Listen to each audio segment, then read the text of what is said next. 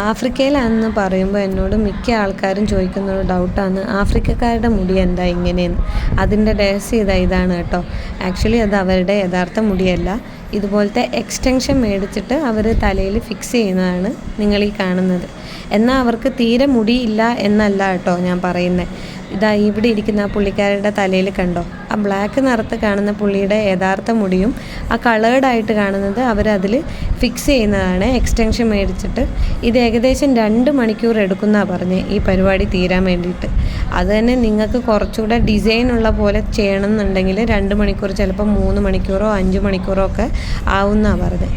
വീക്കെൻഡൊക്കെ ആകുമ്പോൾ ഇവിടെ സ്ഥിരം ആൾക്കാർ ചെയ്യുന്ന ഒരു പ്രധാന ജോലിയാണ് ഈ മുടി എക്സ്റ്റൻഷൻ ചെയ്യുക എന്നുള്ളത്.